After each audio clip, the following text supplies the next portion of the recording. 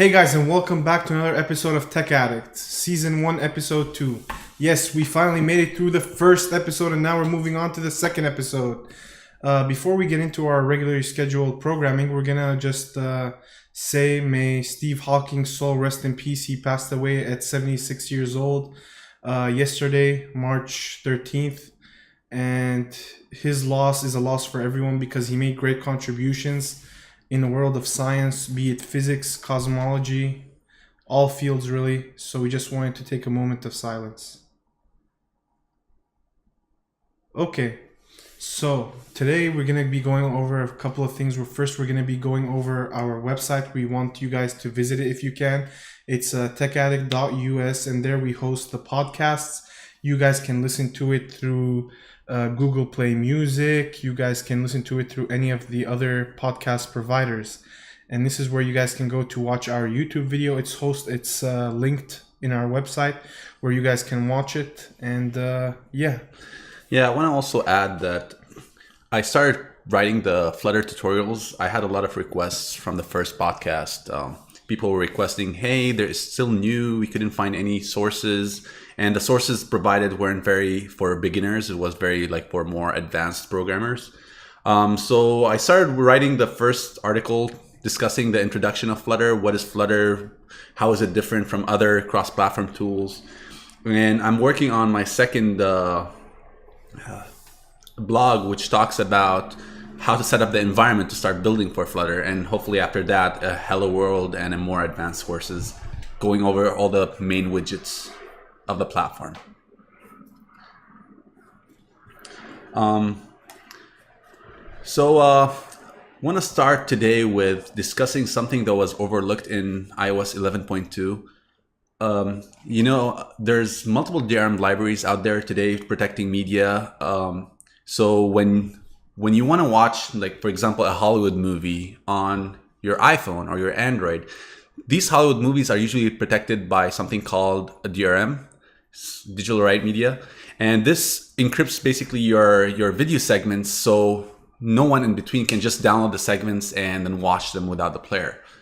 So what's significant in iOS 11.2 is Apple finally allowed Fair Play to run on mobile Safari, which before required a separate app for you to play on.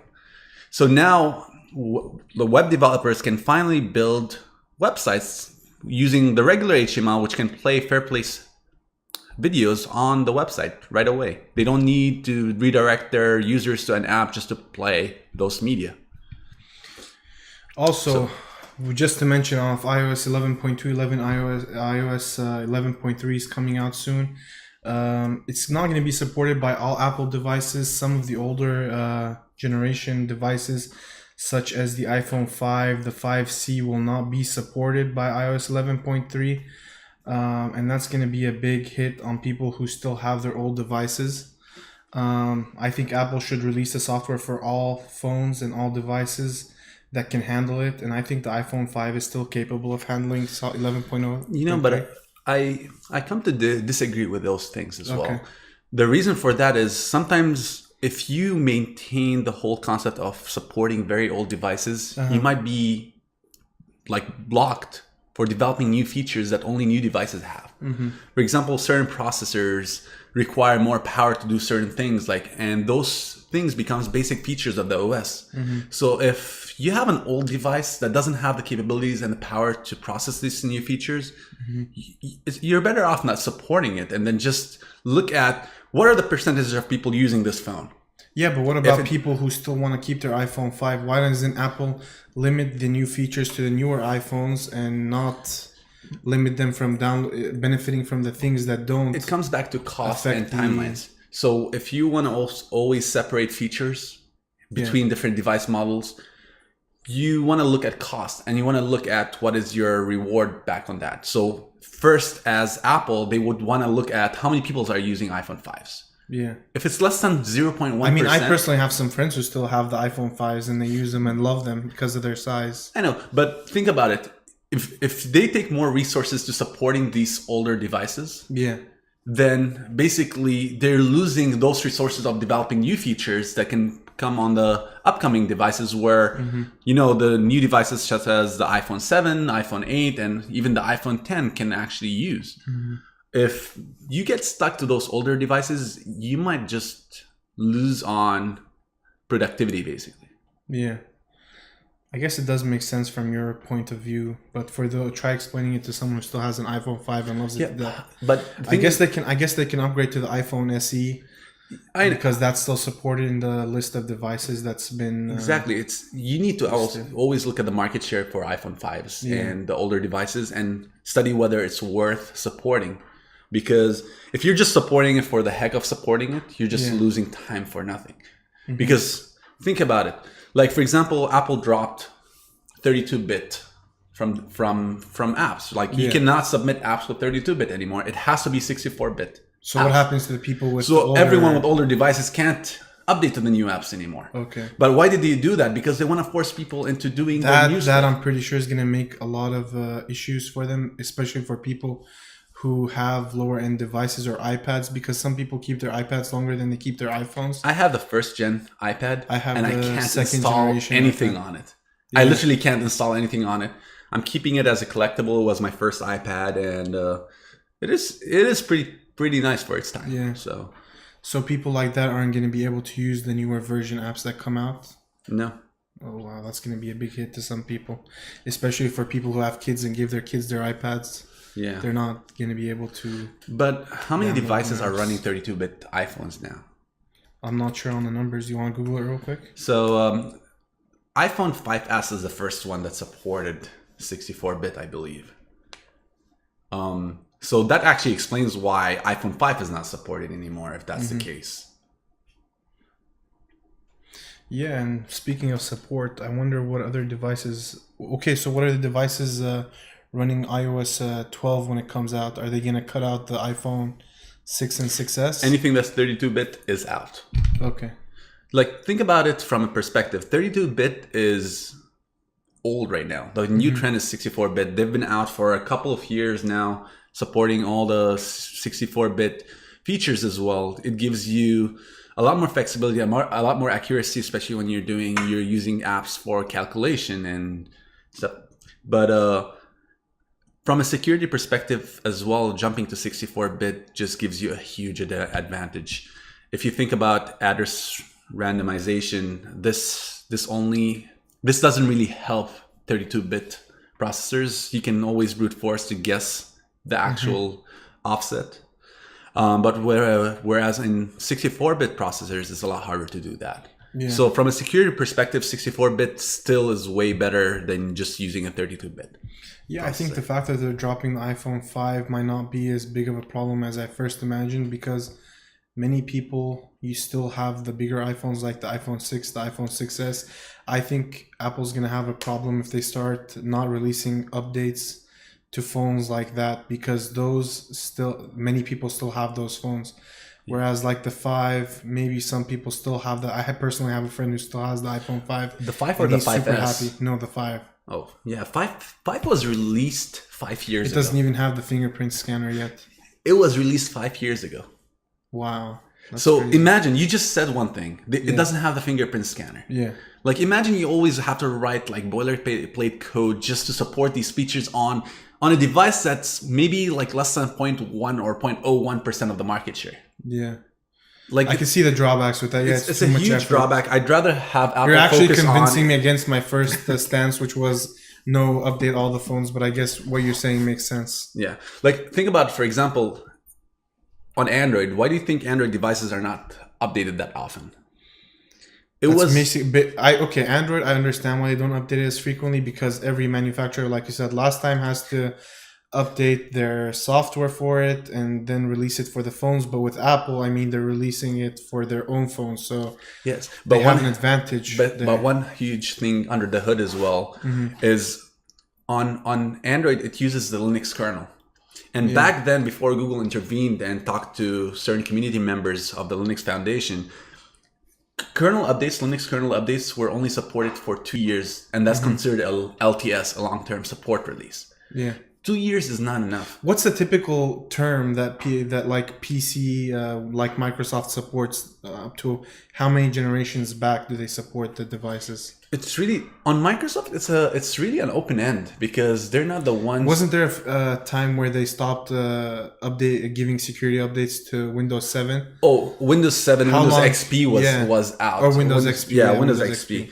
They do support it, but they also want to push new systems, and that's probably one of their bigger moves for XP. Yeah.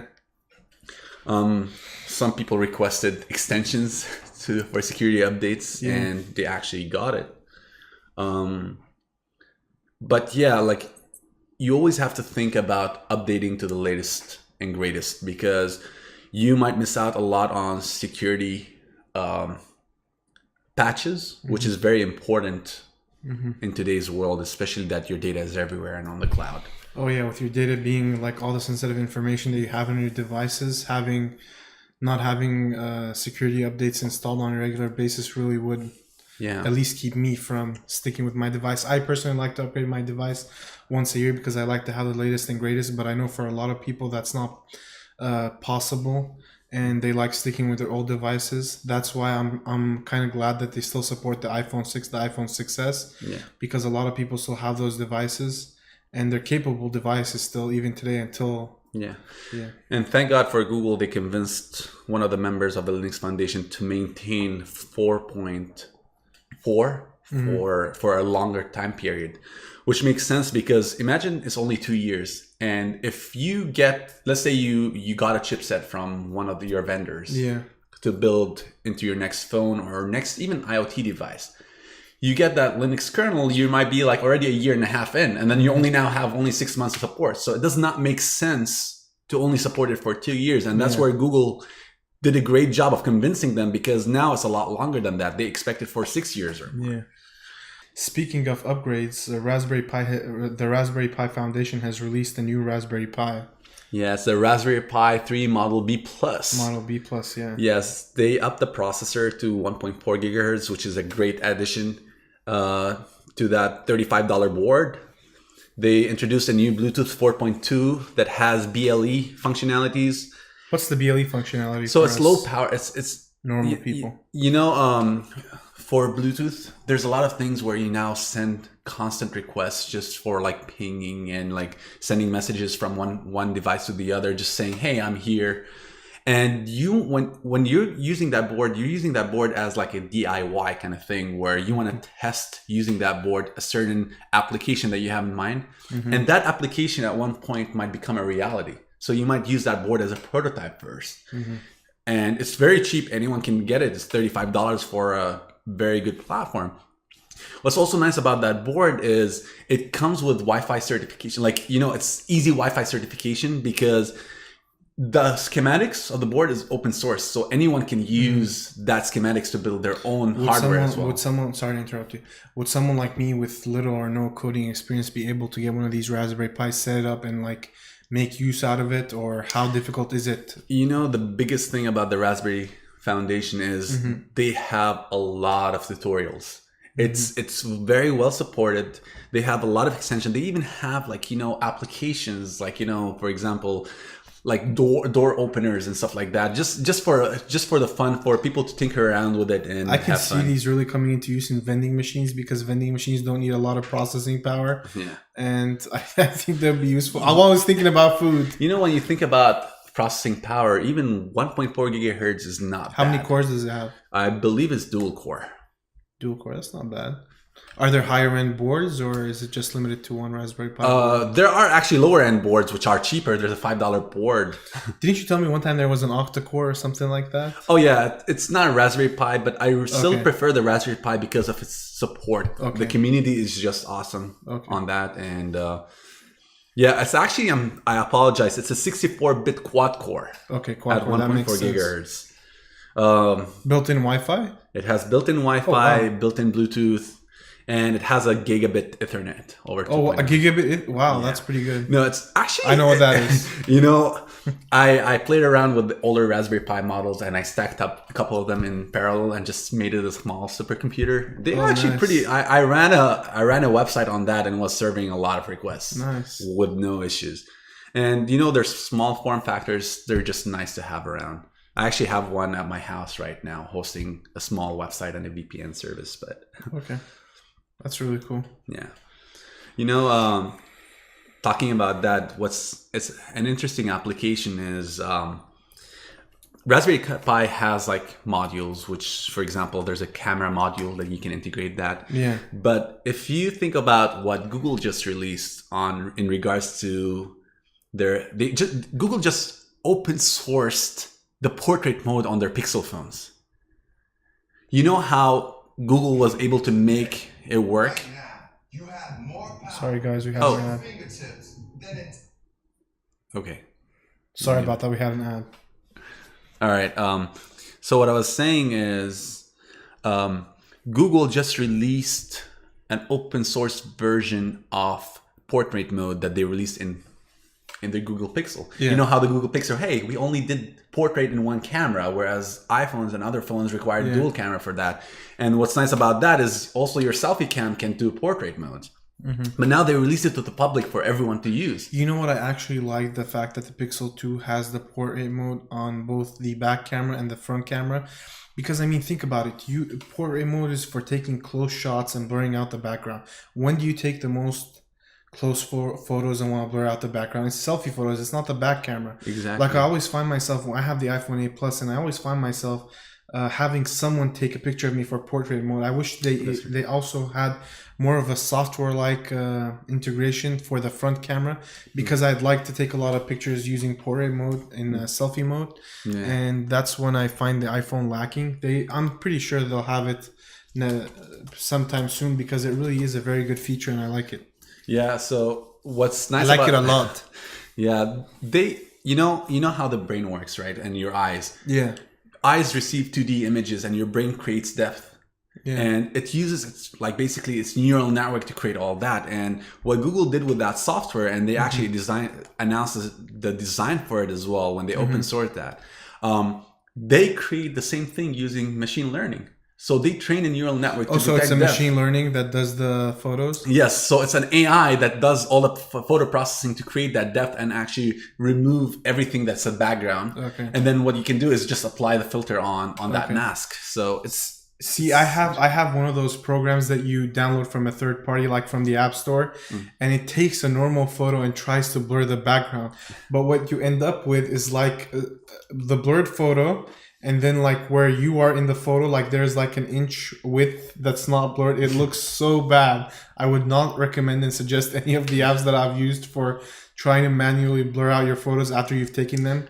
But you've seen the Pixel's portrait photos, right? Yeah, I've used your phone and you've taken portraits of us. That's on a different level. It's on a different level for software that can do it that fast. And okay, so wait, does the phone take the picture like that, or is it taken and then modified into what it is? So it's taken and modified to what it is. Mm-hmm. So if you open the tab for the research.google blog, it discusses... Okay. Let's put it on the screen. All right. It actually discusses how they convert like the input image, and they create like a segmentation map, and then they create an overlay on top. Oh wow, that's pretty cool. So they use, if you go back further down, you can actually see that they have like a 2-part stage where you have an encoder, and this uses a deep convolution neural network. And if you see, there's multiple layers of that, and then what they do is they sample it as part of the decoder as well to form that image with a blurred background. So now, why doesn't Android or Google in this instance enable it where you can take a photo that you took and have the device blurred out, or does the camera do anything special? The camera does. It takes multiple burst photos for it to do that first. Okay. Because you might not want to count on one photo. You might want to count on multiple photos to do that. But my idea is like, why would Google open source this? It's something unique to the Pixel phones, and it's actually a good selling feature. Yeah. So I'm wondering about what possible reasons they might want to release it to everyone. Is it to strengthen the Android ecosystem, where they don't want different manufacturers releasing their own version that's crappy and then people blame Android for it? Or is it just to grab more Android market share? It's probably It's probably a combination of that, because the more you release it to other phone manufacturers other than yourself, you're obviously giving power to other manufacturers to market the same technology and have a phone that has similar specs to the one that you have. And but it's not good for them in terms of pixel sales if someone relies on that feature and likes that feature. Now he's going to be able to look at a different phone and have that same feature. But how many people you know that buy a phone just for the portrait mode? I think for the camera, I can justify. I can say 100% people will buy a phone because of the camera, but because of a portrait mode, I'm not so sure if they would. But the idea is that does not only help portrait mode. Like Actually, they use a lot of processing. actually, wait, 1 second. I take back my words, because one of the main reasons that I bought the iPhone 8 Plus was the lack of the iPhone 7's ability to take portraits. That was like one of the main things that also pushed me, just because I liked how good the back camera takes portrait modes and blurs out the background. So I think some people might actually go for a different phone if it had that support. Yeah, I honestly enjoy a lot the portrait mode. I take a lot of portrait mode photos and stuff like that. But I think like Google might not release that to the public unless they already have something better. Yeah. So I'm actually, I don't know. I'm excited. They had that one camera that you just clip onto something or stick somewhere and starts taking photos when it feels is the right moment. I honestly don't buy that, because how does a computer know when you want to take a photo? How does it know when you're smiling? How does it know when you're sad? How does it? Initial testing wasn't that great, but the thing is about machine learning, they learn. Okay. So it gets better over time. Okay. And they even Google actually patent a technology where they found a way using AI to speed up processors by around like 10%. Oh wow. And current processors and they say it only gets faster as you use it. Mm-hmm. And their idea was using AI for their prefetchers. Basically, in processors, what you do is you have a mechanism to predict whether you're going to use a certain block of memory and then try to prefetch it before you use it. Okay, that's there's localization and spatial locality and all these. So it loads stuff onto the RAM memory when it thinks you're going to use it. But right now it uses just a simple counter, if I want to say it, because not everyone's going to understand the technical words. But with Google's algorithm, they actually use AI, so they they understand your habits and how you use your computer, and depending on that, it starts optimizing that branch, prefetching. To your needs. So imagine like a custom processors for your applications, for your usage, and it's amazing that they integrated that in. Nice. I've been thinking about it for a while, and hitting it from that angle is pretty awesome. That's a pretty good way to think about it. So moving on, have you guys heard about AMD's new news? What's going on with AMD, man? So CTS Labs said that it has discovered like 13 critical vulnerabilities and backdoors that affected AMD's EPYC server, Ryzen Workstation, Ryzen Pro, and Ryzen Mobile lineups. Okay, please explain it in terms that our non-super tech enthusiasts would have no trouble understanding. Well, it looks like AMD has backdoors, a way for people with, according in this case, administrator access to modify the BIOS and boot code, like the microcode for the processor, and replace it with an evil version of that. Okay. According to most security experts, that's not a huge issue, because I feel it's just a gimmick for CTS Labs as a startup, because why would you make a huge public announcement about this and a huge scare for something that requires administrator access and physical access? It's like saying, hey, I can... So no one can remotely mess with someone's desktop? No, you have to be an administrator with administrator privilege to be able to do that. Which, you can. It's as if you're saying, hey, there's no security in the world. If I can just go grab your laptop and leave, I just broke your security.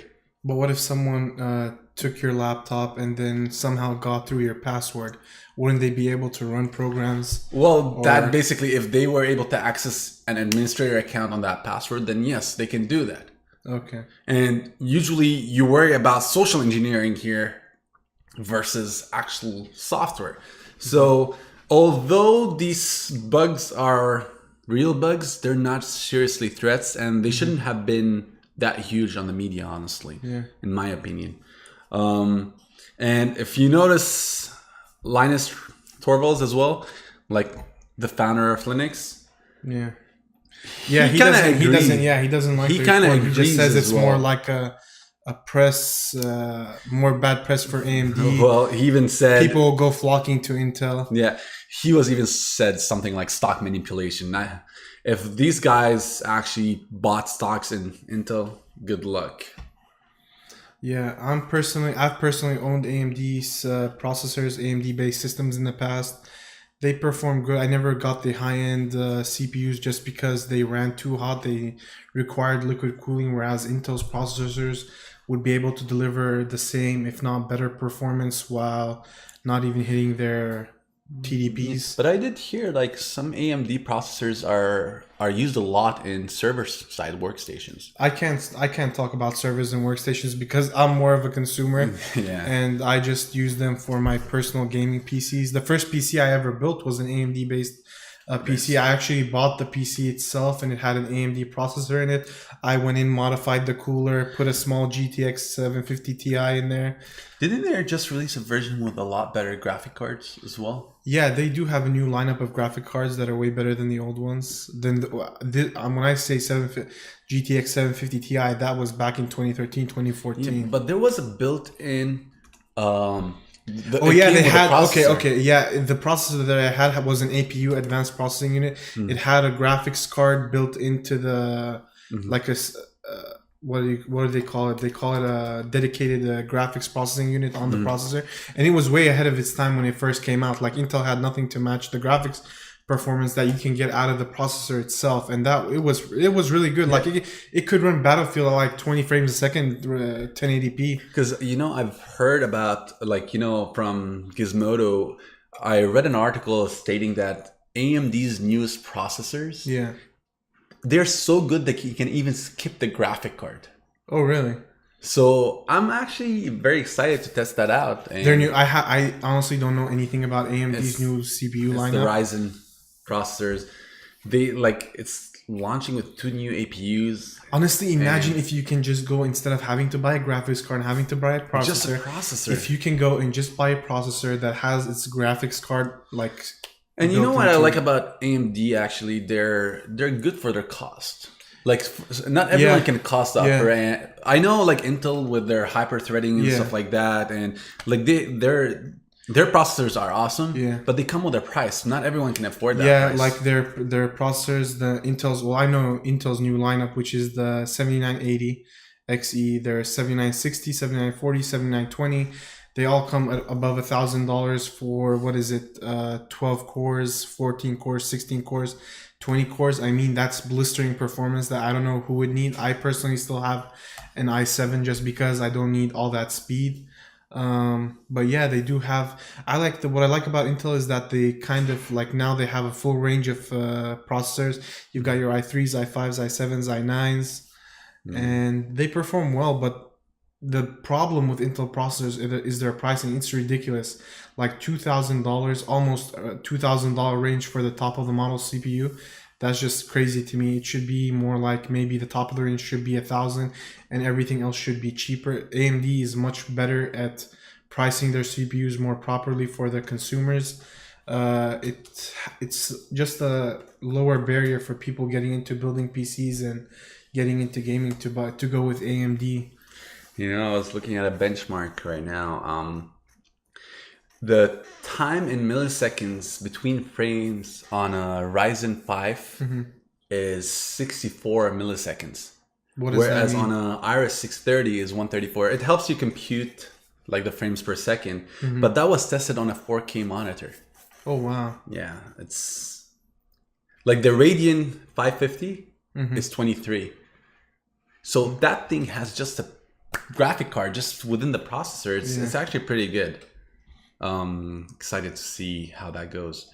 By the way, talking about security, have you heard about the whole like issue between Trustico and DigiCert?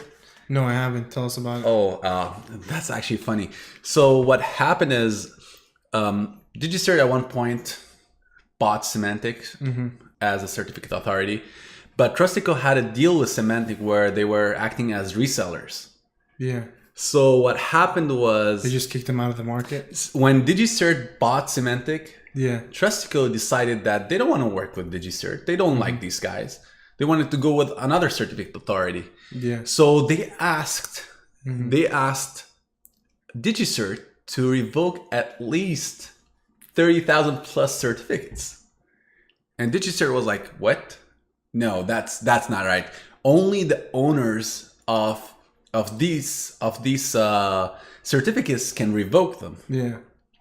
And the only reason for someone else to request that is if that certificate for some reason gets, like, the private key gets revoked or get leaked somehow. So guess what Trustico did? What did they do? They emailed, using a standard email, no password protection, DigiCert around 23,000 private keys of their customers and say, "Oh, here's a leak." Oh my god. Dude, that's crazy. That's like manipulation. That's Yeah. like almost... Now what's weird is private keys should never have been owned by Trustico. That's what's funny. What's usually as a certificate authority, Yeah. when we generated the certificate for our website, Yeah. what we do is we create the certificate on our machine. You get a public and a private key pair. So what we do is we send that public key pair to the certificate authority. They sign that and give us a signed public cert that we can use with our server. But our private key never left. Yeah. With Trustico, it turns out they held everyone's private key. So technically, every customer might have had their information leaked, or you can sniff these It's information like leaked. willful manipulation of their agreement. Yes, Trustico is a UK-based company. I'm not sure about the laws governing there, but I don't know if they're going to survive this, actually. I don't know if they're going to exist anymore. They shouldn't survive it. I mean, you Yes. leaked the security and Because, first of all, they have no reason to keep their private keys. yeah.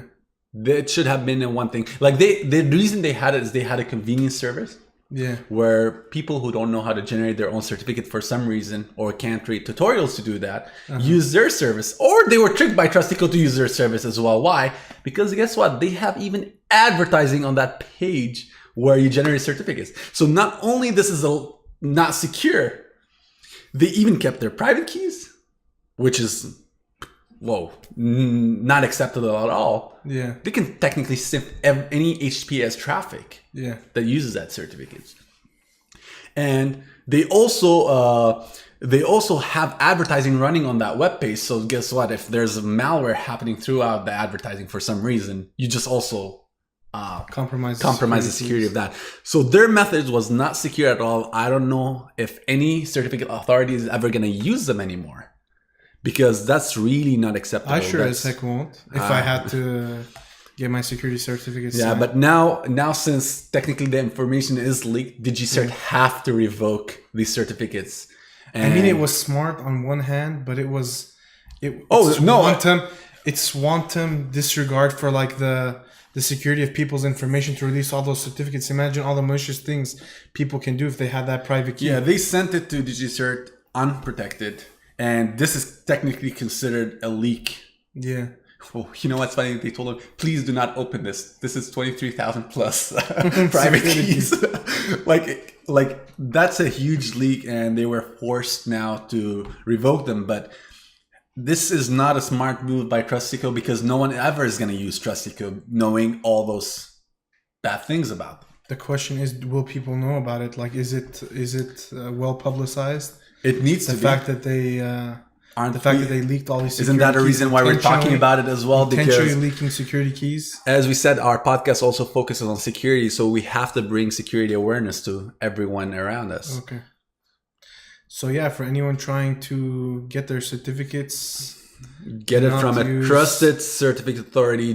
Not do it by Trustica. Don't use websites to generate certificates. Make sure you use a local script or a local app to do all that.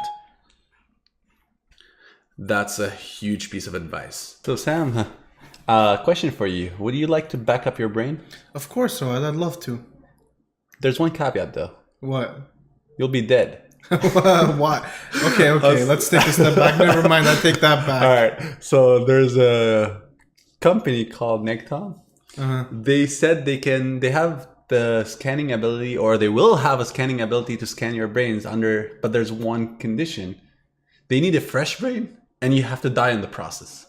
Why would it kill you in the process? What part of the process kills you? Well, they're going to release chemicals into your neck that technically will kill you. Yeah. But the idea, their hopes are like they want to basically grab as much information as possible from your brains, so they can hope that sometimes in the future a society can come grab that data and then create a computer simulation out of that. Oh wow. What do you think? Well, first off, I'll opt out of that. Thank you very much. There's no use for me, no use case that I would see I'd need my brain backed up if I'm not going to be alive to relive some of the things that I've lived in the past. But what about being alive in a simulation? Like, technically, isn't that I don't think you'd have a soul. immortality? I don't think that's immortality at all, because in order to be living, you have to have a soul, and I don't think a computer can replace a soul at this point. Or any other point in the future. But it will think exactly like you. It will do things exactly like you. It will do the same decision and it will learn at the same Now time. here's where we disagree. I don't think you can do the same decisions I did unless it relives my life and knows every But it decision does. That's what I I'm made saying. from the Your very memory beginning. is backed up along with your conscious decisions. I'd like to see how accurate this backup is, because We can't. have you heard of the butterfly effect, where if one small thing changes in the information, or you forgot to collect, let's say, 5 megabytes of critical data that would change the entire outcome of the entire process. I don't So believe. I can't guarantee, but I'm just saying, assuming it's 100% there. Okay. Assuming it takes... Imagine you're still alive when they are able to simulate that. Would you be fighting against yourself? See, here's why I think that wouldn't be possible for the thing to relive whatever nectome is. Here's why I think it won't be able to simulate it. Because let's say I interacted with you. Let's say you're not in the picture anymore. You moved to New York. You're no longer in California. How would it relive the moments I have with you if you're somewhere else geographically?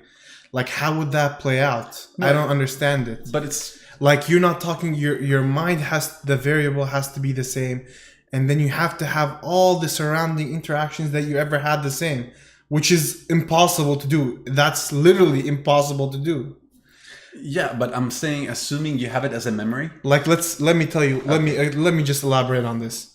Let's say on Wednesday, I went to In-N-Out to grab a burger. And at the window, I saw a guy, let's say his name is Ian. When Ian gave me my hamburger, he forgot the fries. So I left In-N-Out with no fries. I came back, circled around, went to the window. Ian doesn't work this shift when my personal being comes back into the world. How would he interact with someone else at the window? Would the person at the window have forgotten to put the fries inside of the bag? How would it deal with that changed variable? Would that change my entire life? Yeah, but I want to ask you a question. Okay. Technically, when they're talking about the simulation, it's Yeah. actual full-blown simulation, including like your sensor. Oh, so it's simulation on the computer, Yes. not like an actual Or robot let's say, walking around. let's doing say his they thing. built a robot at one time in the future because they loved your brains, Okay. and they they download that simulation to your robot, and the robot now has the same sensory inputs as what a human would have, and then went back to In-N-Out. It might learn from previous experiences And that ask I was for the like, fries. and ask for the fries because it learned that. And if you notice, a lot of the things that we're teaching already AI right now using reinforced learning is teaching it so it learns by itself instead of me feeding all the information. Okay. And you know the Mario thing that we talked about in our previous episode?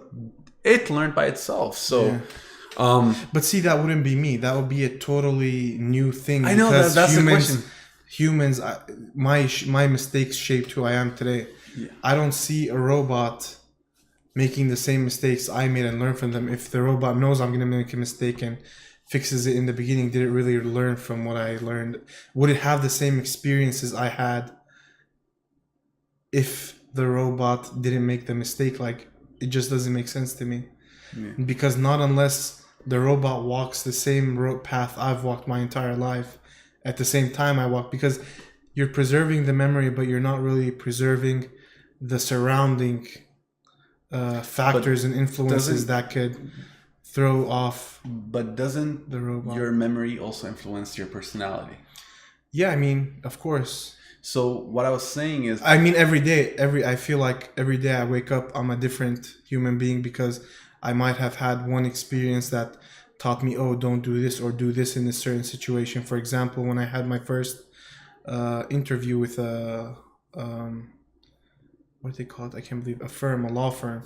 Like, there are certain things I did in the interview that I wish I would have done differently, like speak more, be confident, explain my answers better. That now going back at it, I say, oh yeah, I should have done this, I should have done that. So to some extent,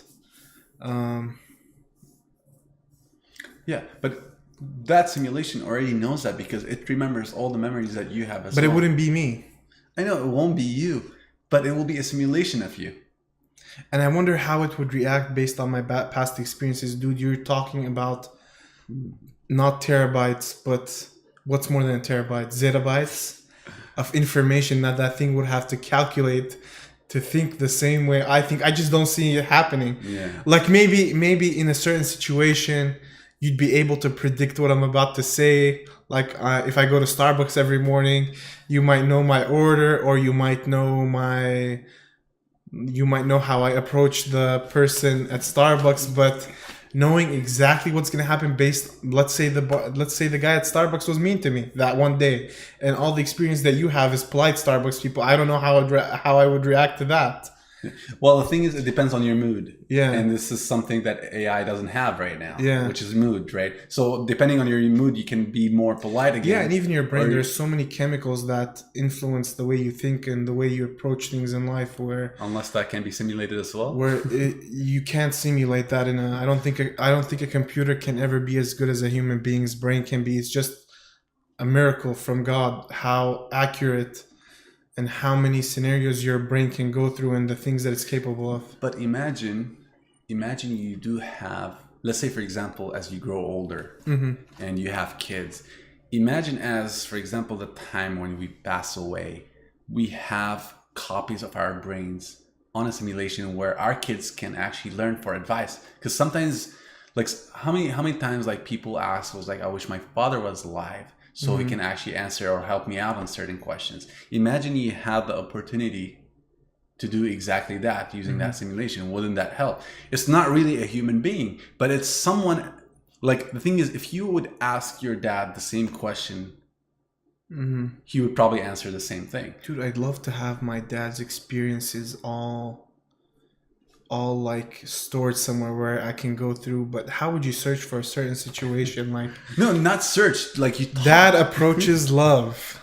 Dad approaches smoking topics.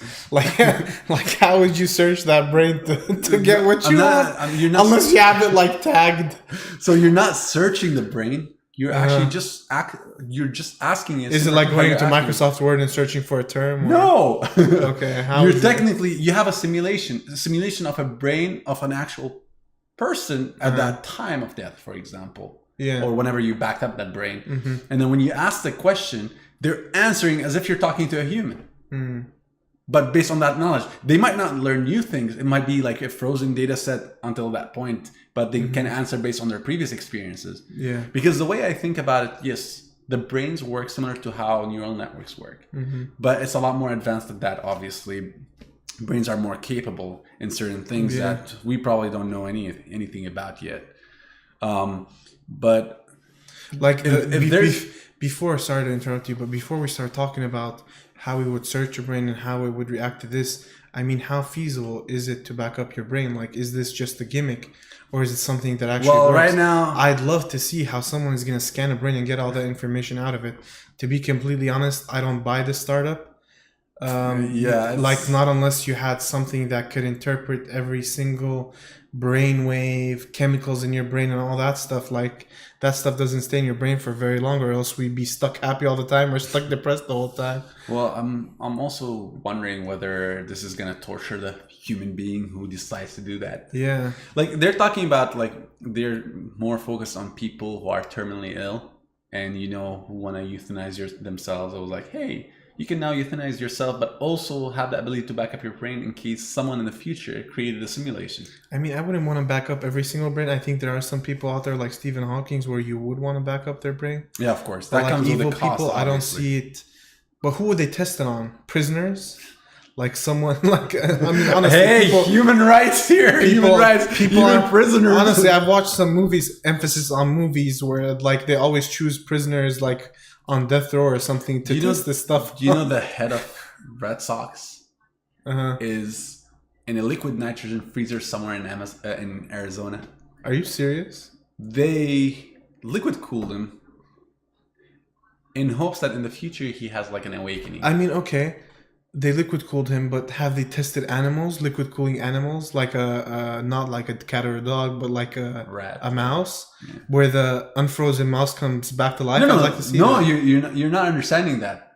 They don't have a way right now to defreeze them, but they were like hoping in the future science would have advanced too much that they will be able to do that. Like technology would have been advanced. Like think about it. Imagine that we're at a time we didn't have the functionality to go to the moon. Going to the moon was a crazy idea. I mean, but I know people when they freeze, they die. Like people go to Mount Everest, they climb them out to try to. That's not the same kind of freezing. Okay. That's what kind of instant freezing freeze. is it? So basically, your cells did not get destroyed yet, but they're stopped. They're just stopped, but they didn't get destroyed. When you're doing it slowly, like going to Mount Everest, and But stuff like, that. I think that a company that would have a device that's able to freeze your cells would have also done some sort of experiment on a mouse before and trying to bring the mouse back to life. So Like, what would you need? Like a super complex. So no. The idea was they were able to. What they were doing is trying to freeze that mouse without changing any of their body structure. Basically, without killing the organs. Okay. And that's what they do. Like, But the problem is when they heat it up to bring him back, that's where the body goes into a shock, and they don't have a scientific way of preventing that right now. So that's where they're hoping for like technology to get advanced and basically find a way to remove that obstacle that we have right now. okay. But they're usually doing it on people who are terminally ill. So they have no solution, for example, for cancer. Yeah. What they do is they freeze their body because they're almost dead. Yeah. And hoping in one day people already solved the cure for cancer. They know how to defreeze certain people. And they can bring him back, cure them from the cancer, and then he's back to normal. Okay, that's sort of. But imagine waking up from a thing like that. It's like, oh, we're 500 years in the future. Welcome to 2400. I was like, shit. Where are we? You seriously want to hope that the freezer doesn't break? Whatever they put you in, have a malfunction where it stops I have working. a question. Who pays for it? I don't know.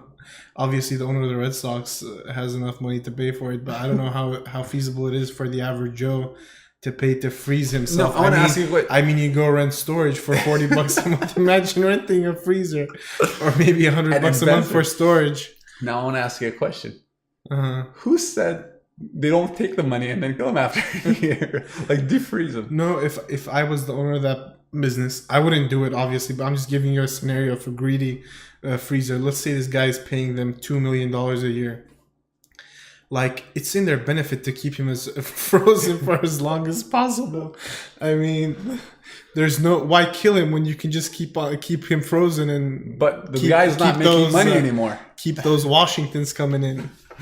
But the guy's not making money. At one point, you're going to deplete the bank account. I mean, yeah. That's What happens if you deplete the bank account? You just unplug him. Oh yeah, that's a very good scenario actually. Like, what if this company takes a person, freezes the person, and then the person no longer has enough money to pay for? Let's say they expected the solution to bring him back to life in the next 100 was years. like 100 years, and then it ends up taking 400 years or 300 years. And what do you do in that 200-year period? Does taking him out of that state actually considered killing him, or is it Yeah, But yeah, it might because have some hospitals, like, they have a duty of care to Yeah. keep you treated and well nourished until you Well, pass but away. can I ask you a question? Unless you If sign you're some 300 papers. years overdue, do Uh-huh. you want to come back? Do you really want to come back to a world where I you need mean- to pay 300 years worth of fees and then you don't own anything I anyway? mean, that's such a cool idea. Like, imagine freezing yourself and then coming back to life 300 years later, Yeah. and like just taking in all of the new information, new technology out there. Like, cameras will probably be contact lenses where you just blink and it takes a picture or a video. Or humans are cyborgs right now. That's another possibility there. Man, Flying cars, flying cars. drones. Yeah. Cars would have turned into drones by that time. The freeways would be too congested for cars to even drive on them. Or the human race becomes self-destructive. Or maybe the world wouldn't have existed. Or maybe the world would have ended. I don't know, man. Like, the possibilities are endless. Yeah. But I honestly don't know how feasible it is. Once again, I'll reiterate my point. I don't know how feasible it is for someone to go to sleep or be frozen for that period of time. There has to be some degradation to your body at some point, which probably... You know, I mean, I don't know how much research there is. It seems to me more like a gimmick where they freeze someone when they don't even have. It's like poisoning someone, hoping to cure them when you don't even have the cure. It's like, yeah. I don't know. I'd rather be, honestly, Yeah. I don't know. You know, I do like the concept of being able to, like, you know, copy your brains into your computer to Yeah. do some simulation. Yeah. It has obviously a lot of benefits and stuff, and people can take it in a bad way and then create more harm using that, obviously. But, you know, thinking about it, like, there was this show. Well, I love that show, but basically they talk about an AI who's learning from the surroundings, and that AI followed a character named Root, which is funny because Root is like the root Yeah. user for Linux systems. But it followed, it watched that character throughout the whole career, and when that character died eventually, spoiler alert. Spoiler alert. I was like, I didn't want to correct you on the stream, but I was thinking about it for a second. Did you get it wrong, or am I getting it wrong? Is it boiler alert or spoiler alert? Spoiler alert. So the idea is, it learned from that character, and it now was able to simulate its voice as well as its decisions up to like 90+% accuracy. Wow. So it's nice as long as it's not lethal to copy your brains. Yeah. But it's nice to have, like, imagine you have an AI that thinks exactly like you, that's doing all your work on your computer. Yeah. You don't have to do all that work. You just, you know what? I'll send you the file. You just open your computer. It starts working for your work, and then you do whatever you want. Have fun. It is pretty cool idea, but again, the way they're approaching it right now with technically killing you, not knowing whether it's working or not, it's not something people should take too seriously. Yeah. All right, guys. So that pretty much sums it up for this podcast. We had some interesting conversations with Rawad, and we hope that you guys subscribe to our YouTube channel at it's Tech Addict. We still don't have a URL for the channel, just waiting on us to gain some subscribers to be able to do that. Also go to our website, techaddict.us, where you can find our podcast. You guys can listen to it on Google Play Music. You guys can also listen to it via other podcasting services. They're all on our website. If you just check it out, click on the podcast that you want to listen to, and you'll find everything there. All right, guys, take care. I want to say, stay tuned to new Flutter tutorials. Yeah, the lad's working on some pretty interesting Flutter tutorials for those of you. Yeah, I'm developing it for also beginners. So if you're a beginner in YouTube programming, you want to learn a new programming language that actually works on all platforms, that's the place to be. All right, guys, take care. Good night. Good night.